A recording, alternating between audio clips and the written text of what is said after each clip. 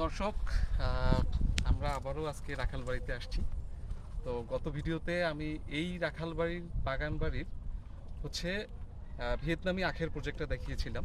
তো এই প্রজেক্টেরই এক কোণায় ছোট একটি জায়গার ভিতরে আপনারা দেখছেন যে পুকুর গাছ, মানে পুকুর, সাথে পুকুরের পাশে কতগুলো সুপারি গাছ, কলার গাছ। তো আমাদের কৃষি কিন্তু এখন অনেক উন্নত হচ্ছে।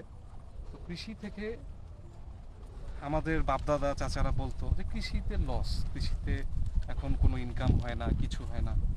অথচ আপনারা দেখেন, 1 বিঘার একটি জায়গার মধ্যে এখানে সুপারির গাছ পুকুরের পাড় জুড়ে আছে 200-র মতো, সাথে মানে 5 ফুটের গভীরতার গর্তের একটি পুকুর।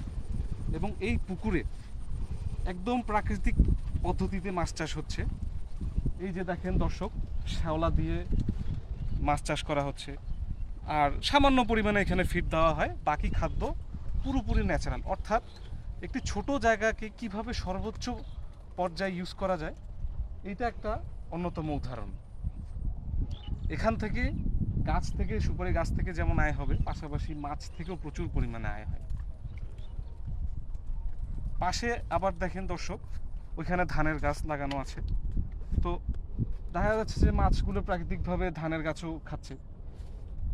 তো একটি ছোট জায়গার ভিতরে কিভাবে সর্বোচ্চ ব্যবহার করা যায়, এটা একটা অন্যতম উদাহরণ। পাশাপাশি এই জায়গাটা আবার রিল্যাক্সেরও অন্যতম একটা আকর্ষণ হয়ে উঠছে। আমরা মাঝে মধ্যে আসি, জায়গাটা আসলে দেখলেই ভালো লাগে। তো কিভাবে জীবনকে উপভোগ করার পাশাপাশি আয় ইনকামের উৎস বাড়ানো যায়, আমাদের চিন্তা তো এইটাই। ঢাকার স্ট্রেসময় লাইফ, কত টাকায় আর ইনকাম করি আমরা? 30,000 টাকার বিনিময়ে আমরা আমাদের জীবনকে মধ্যযুগীয় যে দাস প্রথার দিকে নিয়ে যাচ্ছি। এই দাসের মতো করে আমাদের প্রায় 8 ঘন্টার উপরে খাটানো হচ্ছে, বিনিময়ে টাকা দিচ্ছে আমাদের সামান্য 30,000 টাকা, যার অধিকাংশই সেই লাইফস্টাইলের পিছনে খরচ হয়ে যায়। আমাদের স্ট্রেস থাকে অত্যধিক, অল্প বয়সে আমরা বিভিন্ন রকমের রোগে আক্রান্ত হয়ে যাচ্ছি।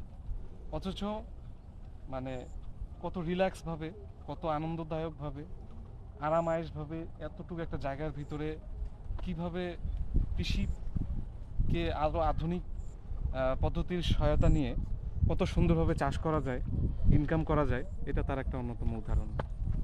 তো দর্শক, এখান থেকে বিদায়, রাখালবাড়ি থেকে বিদায়, টাটা, বাই বাই।